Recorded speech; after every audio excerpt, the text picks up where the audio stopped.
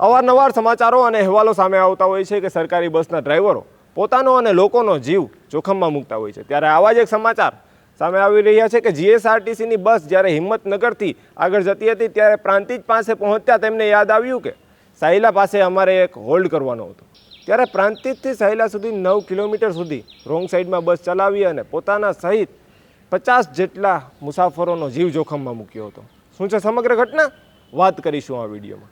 વૈષ્ણવજન તો તેને કહીએ જે પીડ પરાઈ જાનાને રે। નમસ્કાર, નવજીવન ન્યૂઝમાં આપનું સ્વાગત છે। હું છું આપની સાથે ભાર્ગવ મુકવાણા। અગાઉ જે રીતે વાત કરી તે પ્રમાણે સરકારી બસના ડ્રાઈવરો પોતાનો અને લોકોનો જીવ જોખમમાં મૂકવા પહેલાં જરા પણ વિચારતા નથી। ત્યારે આવા જ એક સમાચાર સામે આવી રહ્યા છે કે જીએસઆરટીસીની બસ જ્યારે હિંમતનગરથી આગળ જઈ રહી હતી ત્યારે પ્રાંતિજ પાસે પહોંચતા તેમને યાદ આવે છે કે વચ્ચે સાયલા પાસે અમારે એક હોલ્ડ કરવાનો છે।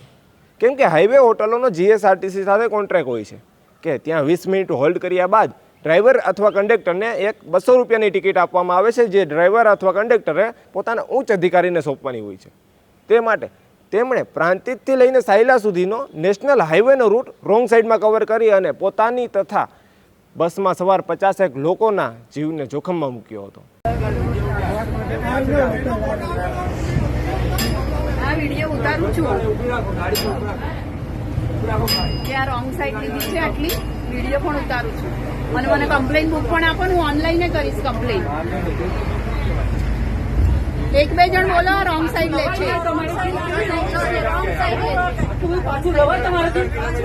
હિંમતનગરમાં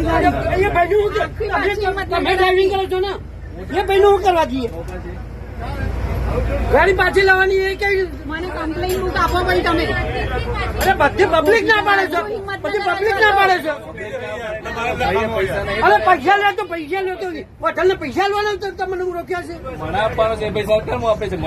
અરે તમને આને હું થઈ ગયો, મને પૈસા અમે વગર ટિકિટ આવીએ છીએ, અમે વગર ટિકિટ આવીએ છીએ। કોઈ મુશ્કેલીમાં મુકાય ભાઈ, વાત સમજો। અરે ટ્રેન ની ટિકિટો છે ખબર નથી પડતી, મારા હાથમાં કઈ ના હોય પણ અરે હું ના હોય તો અમે ના રાખીએ તો પેલો અમદાવાદ થી પાછા લાવો, તમને અમદાવાદ થી પાછા લાવો, અમદાવાદ પહોંચી જાઓ તો અમદાવાદ થી પાછા લાવો તમે કાઠવાડ હોસ્પિટલમાં। અરે આ 10 કિલોમીટર પાછા આવ્યા, 10 કિલોમીટર થી વધારે છે, 15 કિલોમીટર પાછા આયા। આ પાછું હિંમતનગર આવ્યું, પ્રાંતિજ ગયેલા। મને કમ્પ્લેન બુક આપો ભાઈ। કોઈ એક પણ જણ ઉતરતા નહીં। ટ્રેનની ટિકિટો બધાને જશે, જેટલા ટ્રેનમાં જવા વાળા છે બધા। મહેરબાની। જ્યારે નવજીવન ન્યૂઝે હિંમતનગરના જીએસઆરટીસીના ડેપો મેનેજર ધર્મેન્દ્રસિંહ મૈડા સાથે વાત કરી ત્યારે તેમણે પણ જણાવ્યું કે આ અયોગ્ય છે, આવું ન થવું જોઈએ। ત્યારે અમે વધારે તપાસ માટે કાર્યવાહી કરીશું। આવી ઘટનાઓ અવારનવાર બનતી હોય છે કે સરકારી બસના ડ્રાઈવરો પોતાનો અને લોકોનો જીવ જોખમમાં મૂકતા હોય છે।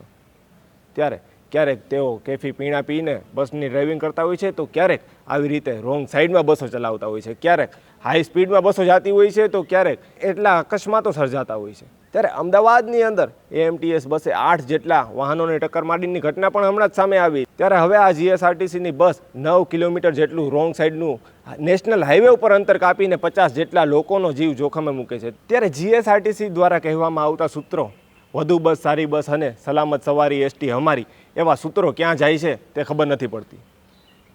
જો આપને આવા જ સમાચારો અને અહેવાલો પસંદ આવતા હોય તો નવજીવન ન્યૂઝની આ ચેનલને લાઇક, સબસ્ક્રાઇબ અને શેર કરવાનું ભૂલશો નહીં। નમસ્કાર। વૈષ્ણવજન તો તેને કહીએ જે પીડ પરાઈ